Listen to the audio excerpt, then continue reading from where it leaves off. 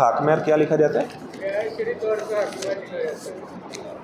حق مہر دو طرح کا ہو سکتا ہے، معجل غیر معجل۔ معجل جو آپ نے ادا کر دیا، غیر معجل جو آپ نے بعد میں ادا کرنا ہے، لیکن عورت کا وہ حق ہوتا ہے دینا ضروری ہے، اگر کوئی نہ دے گا تو گویا کہ وہ بدکاری کا ارتکاب کر رہا ہے، اتنی یعنی اہمیت ہے اس کی۔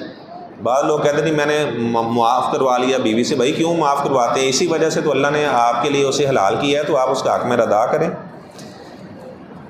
اگر کوئی بچہ 3 دن پیدائش کے بعد فوت ہو جائے تو کیا اس کا عقیقہ کرنا واجب ہے؟ نہیں، ظاہری بات ہے، وہ بچہ اب رہا ہی نہیں ہے تو پھر اس کا عقیقہ کیوں کرنا ہے؟ ایک بچہ پیدا ہوا ہے 3 دن بعد، یا تو آپ ظاہری بات ہے 7واں دن ابھی آیا ہی نہیں ہے اس کا، تو پہلے ہی فوت ہو گیا، تو نہ اس کا نام رکھنا ضروری ہے اور نہ اس کا عقیقہ وغیرہ کرنا ضروری ہے۔ 7ویں دن نام رکھنا ضروری نہیں ہے، نام پہلے بھی رکھ سکتے ہیں۔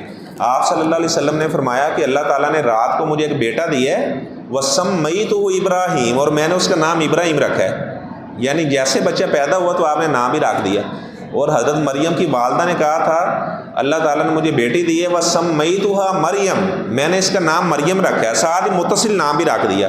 تو اگر کوئی 7ویں دن رکھتا ہے تو تب بھی درست ہے، اگر وہ پہلے بھی نام رکھ لیتا ہے تو کوئی حرج کی بات نہیں ہے۔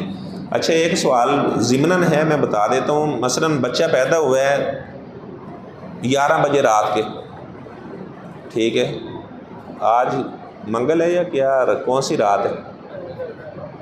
منگل، کل بدھ ہے نا؟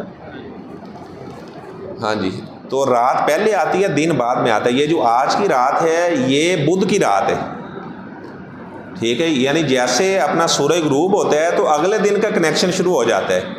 تو آپ دیکھ لیں، پھر آپ آج کو شمار کریں گے، بدھ، جمعرات، جمعہ، ہفتہ، اتوار، سوموار، ایسے جو 7واں دن بن رہا ہوگا اس میں آپ نے عقیقہ کرنا ہے۔ بعض لوگ کیا کرتے ہیں، وہ کہتے ہیں جی اپنا رات 12 بجے سے پہلے اگر پیدا ہوا ہے تو اسے پچھلے دن سے کنیکشن جوڑتے ہیں، تو حالانکہ یہ تو اپنا انگریزی ٹائم ہمارا مقرر کیا ہوا ہے، یہ کوئی شریعت نے تھوڑا مقرر کیا کہ رات 12 بجیں گے تو پھر اگلا دن شروع ہوگا۔ جیسے سورج غروب ہو جاتا ہے تو اگلے دن کا کنیکشن شروع ہو جاتا ہے، تو پھر اسے اگلے دن کے ساتھ جوڑیں گے، نہ کہ پچھلے دن کے ساتھ جوڑیں گے۔